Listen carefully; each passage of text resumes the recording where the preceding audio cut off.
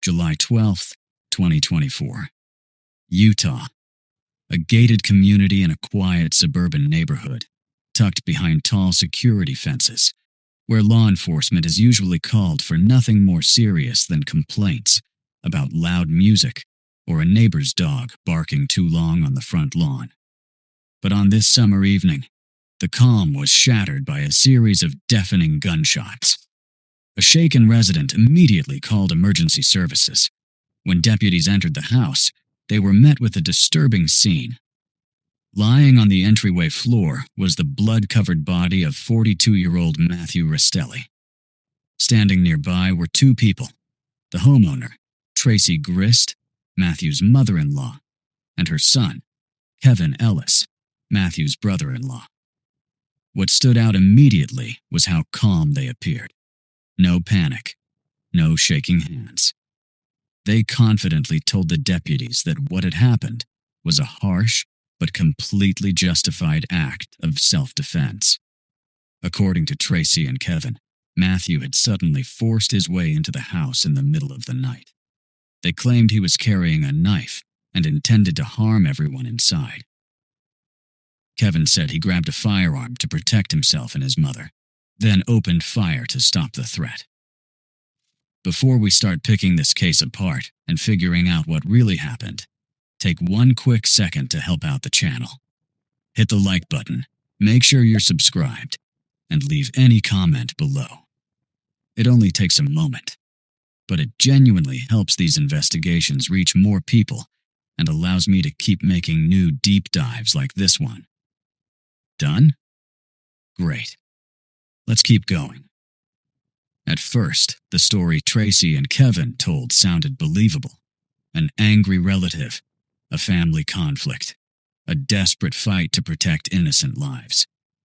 But experienced investigators saw something completely different the moment they stepped inside.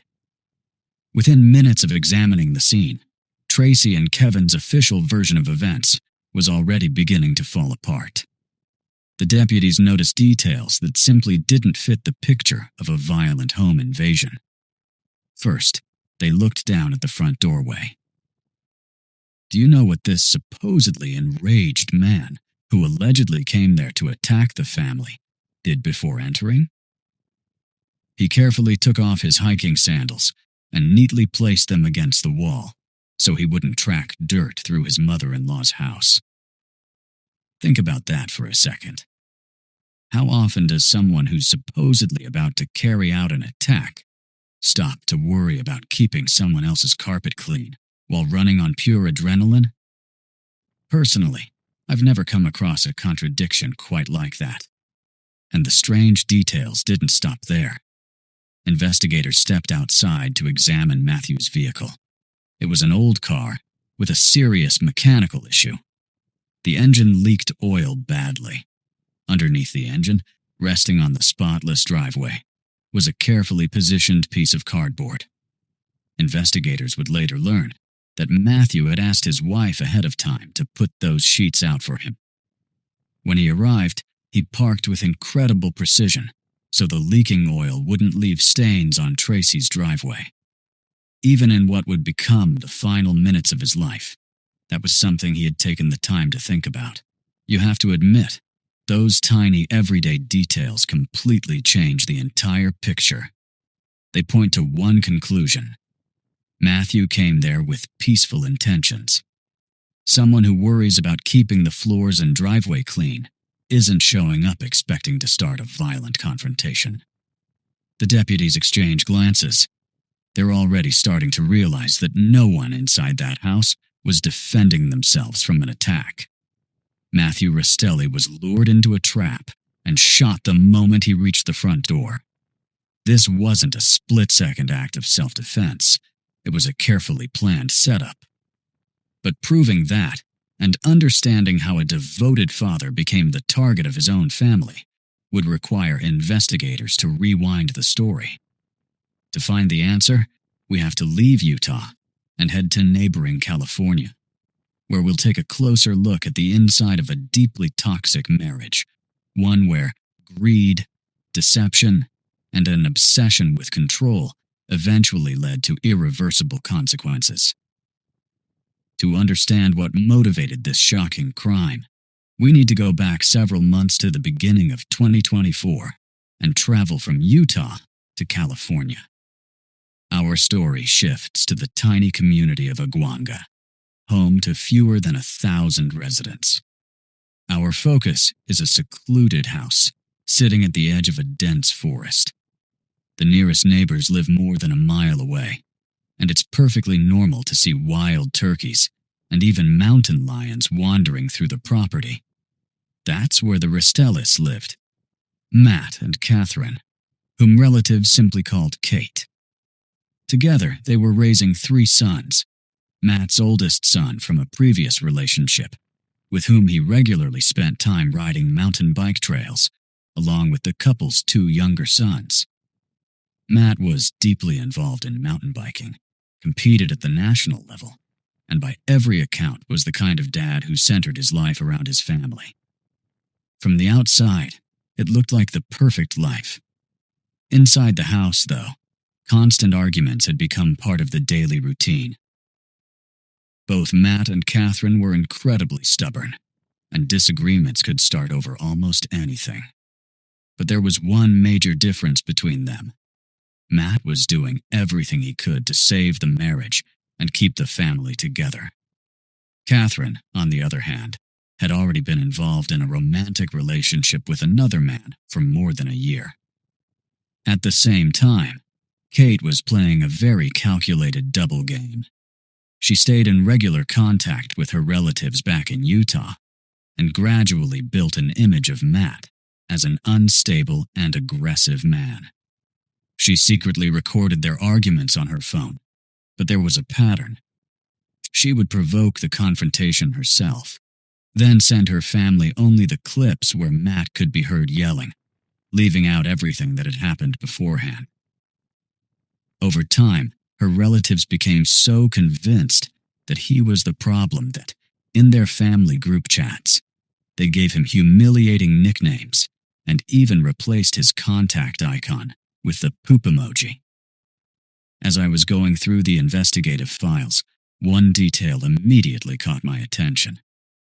Why spend so much time and energy turning your own family against your husband if you're already planning to leave him anyway? The answer starts to emerge inside the office of a California divorce attorney, where Catherine shows up in early 2024. That's where Catherine receives a harsh legal reality check. California law is very clear on this. When parents divorce, custody is generally split 50-50. The attorney tells Catherine directly that she has no legal right to take her sons and move to Utah to live with her mother. There is only one major exception. She would have to convince the court that there was credible evidence of ongoing physical abuse. That's exactly why she needed to be seen as the frightened victim. The financial picture was even worse. She learned that the large piece of property and the secluded house in the woods didn't belong to her or Matt at all. They belonged to Matt's parents. Catherine didn't have a job, had no personal savings, and was living almost entirely on money her mother regularly sent her. A legal divorce would leave her with nothing. She wouldn't receive the house. She wouldn't receive sole custody. And she wouldn't be allowed to leave California with her sons. Realizing that the legal route wasn't going to give her what she wanted, Kate turned to much dirtier tactics. She waited until Matt left on a trip, then quietly hired people to help her. Methodically, Catherine emptied the house, packing up furniture and anything valuable into a rented storage unit. After that, she put their 2 younger sons into a rental car paid for by her mother and left California without saying a word. Matt came home to an empty house. His belongings were gone. He had been cut off from his sons, and he had no idea where his family had gone. He sat there alone inside those bare walls, not realizing that his wife's secret escape was only the first step in a carefully planned chain of events. While Matt was trying to process the collapse of his life inside that empty California home, More than 600 miles away in Utah, a completely different plan was already taking shape. Catherine arrived safely at her mother Tracy Grist's house with the boys, and inside that house, what had started as a divorce dispute began turning into preparations for a calculated crime. To understand just how extreme the situation became, you have to take a closer look at Tracy herself. By nearly every account, she had an incredibly difficult personality. Even her own family openly described her as someone who deeply resented men. Because of painful experiences in her past, she looked down on almost every man her daughters had ever been involved with. But her hatred toward Matt stood out even among the rest. She made no effort to hide it. Just a few months earlier, she had already called her son-in-law and made direct threats. When Catherine later tried to smooth things over and asked her mother to apologize, Tracy answered with a line that said everything about her mindset. "I'm not apologizing to that coward. I'd rather drive 9 hours and choke him myself." Now that her daughter was back under her roof, Tracy took control, and she left behind an enormous digital trail. She became intensely focused on one specific criminal case: the prosecution of Donna Adelson, the American woman accused of arranging the contract killing of her daughter's former husband. Catherine's mother read article after article about the nationally known case. Then her online searches shifted to Utah's firearm laws, specifically when deadly force could legally be used.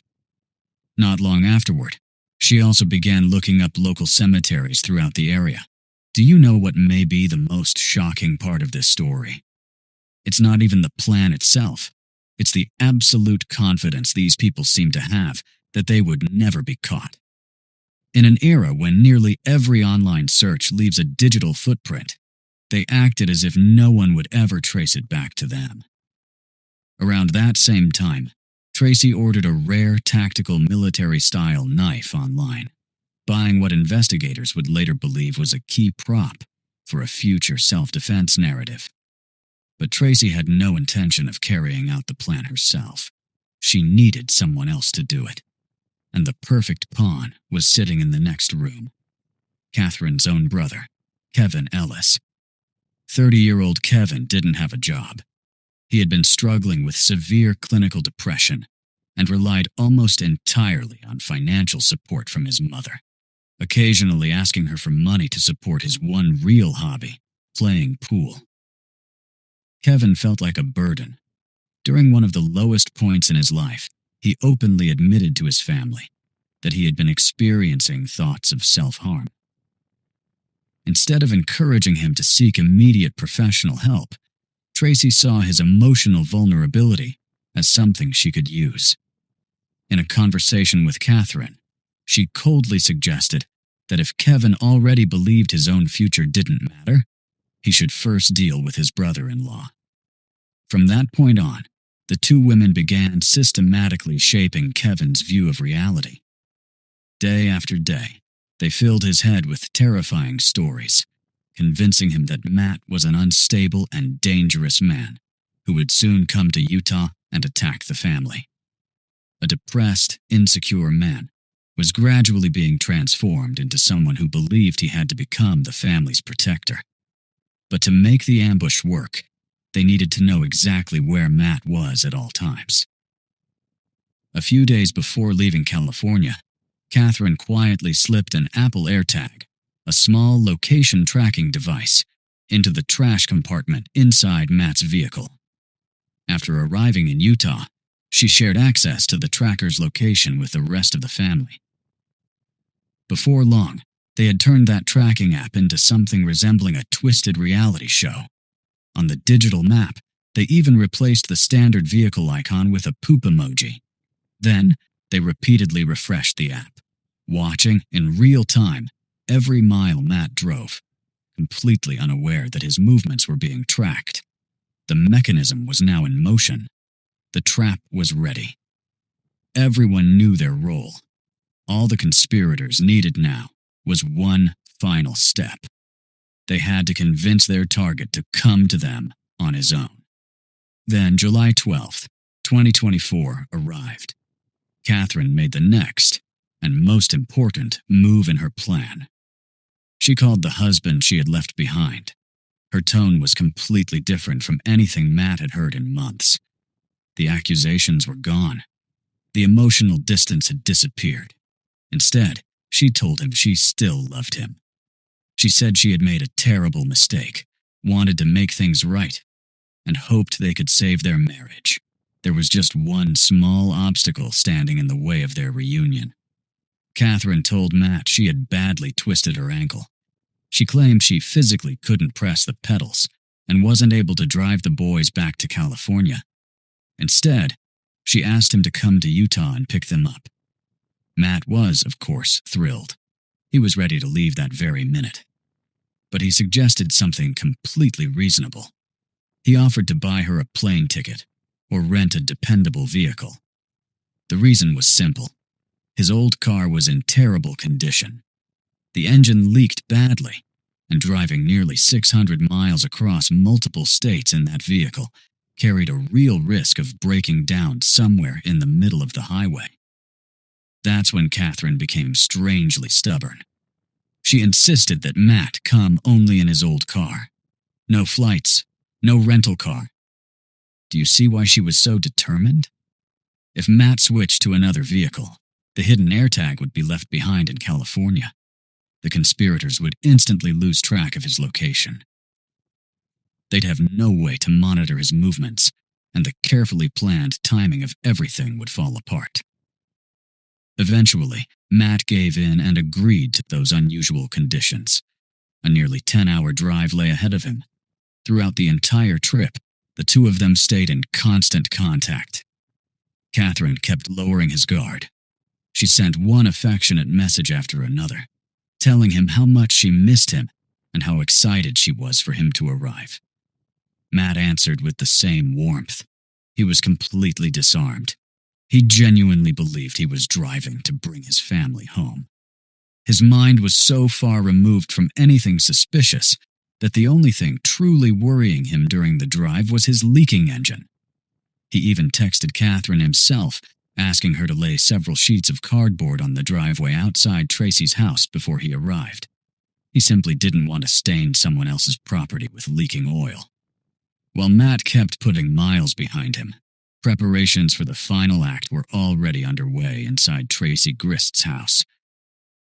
Catherine went upstairs to the bedroom, where her two younger sons were sleeping. Concerned that they might wake up because of the noise and wander downstairs at the worst possible moment, she gave them melatonin. The sleep aid would help make sure they stayed asleep until morning.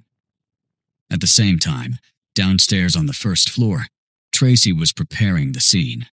She carefully cleared all of the toys scattered around the living room so no one would accidentally trip over them in the dark. Then she picked up a heavy blanket and neatly draped it over an expensive couch. Just think about the level of planning investigators say this reflects. According to the prosecution, they were preparing for someone to be shot, yet at the same time, they were worried that blood might stain the furniture upholstery. Everything was in place. The preparations were finished. Everyone knew their role.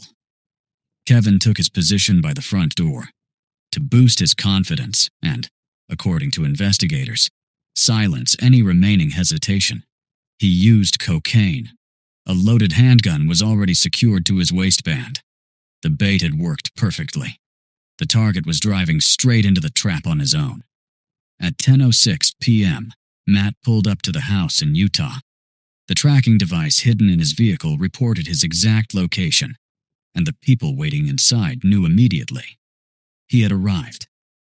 Matt carefully pulled into the driveway, lining up his wheels directly over the pieces of cardboard he had asked Catherine to put there. He had come to pick up his family, full of hope, genuinely believing they were about to reunite and begin the long drive back to California together. Next, he entered the gate code on the keypad. Those were the numbers Catherine had sent him earlier. She had also specifically instructed him to come inside without knocking, so he wouldn't wake Tracy, who was supposedly asleep. Matt turned the doorknob and stepped across the threshold. The moment he walked inside and straightened up, Kevin opened fire. Caught completely off guard, unarmed, and in total shock, Matt instantly realized he had walked into an ambush. He desperately tried to turn around and run back outside.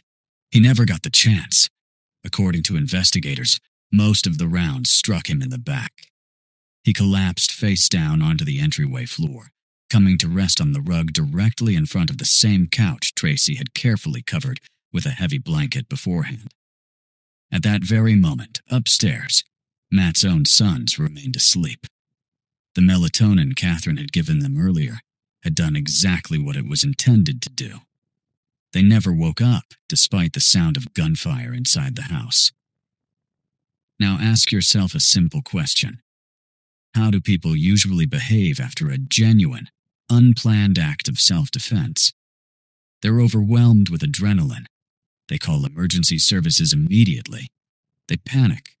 They try to help. They do whatever they can to save the injured person, or at the very least, try to stop the bleeding. But that's not what happened here.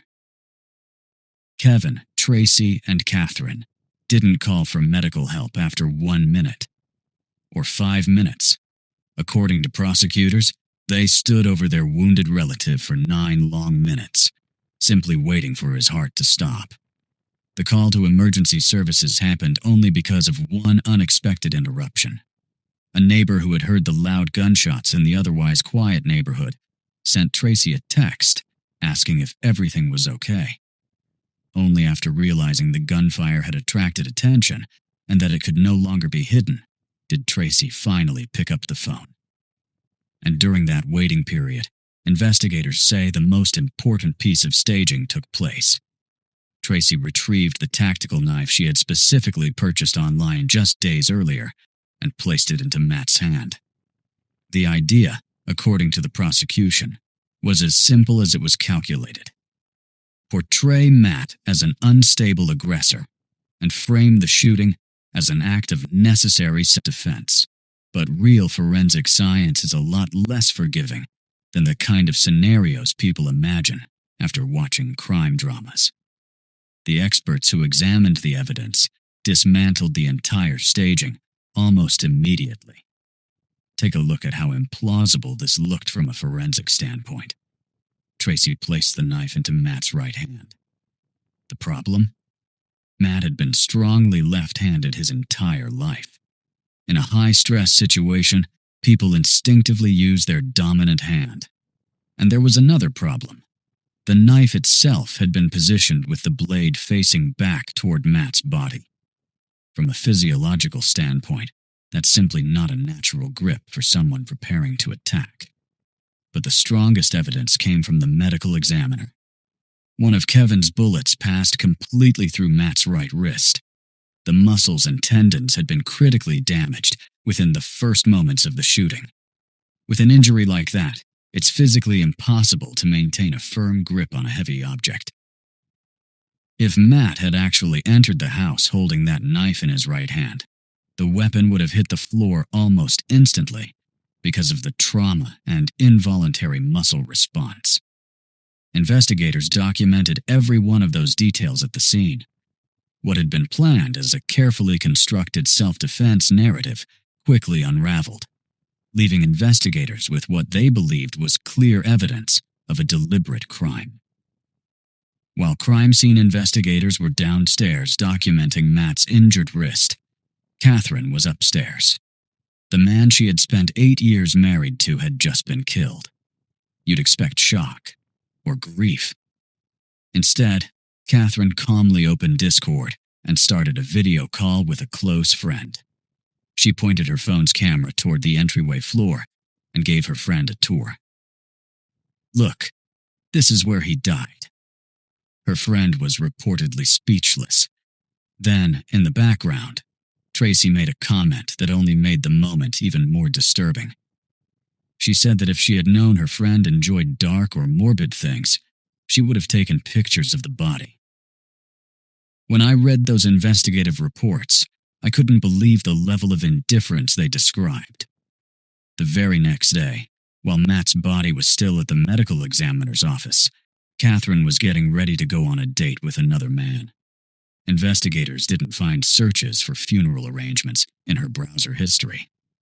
Instead, they found searches like, "How do you get rid of a hickey fast?" and "When should you tell a guy you love him?" It appears they genuinely believed law enforcement would treat the case as nothing more than Kevin using excessive force in self-defense, and that the story would end there. Instead, their digital trail became the foundation of the case against them. Recovered text messages, the AirTag location history, cached records documenting the purchase of the tactical knife. The illusion of the perfect plan collapsed piece by piece. In November 2024, Catherine and Tracy were both arrested. Once they were behind bars, family loyalty disappeared almost immediately. Catherine reached an agreement with prosecutors and turned on her own brother, the same Kevin she had helped manipulate with lies and convinced to pull the trigger. She did it in hopes of receiving a lighter sentence. Kevin was convicted in connection with the crime and sentenced to prison. Tracy's case was separated and scheduled for its own trial. The ending of this story is hard to ignore.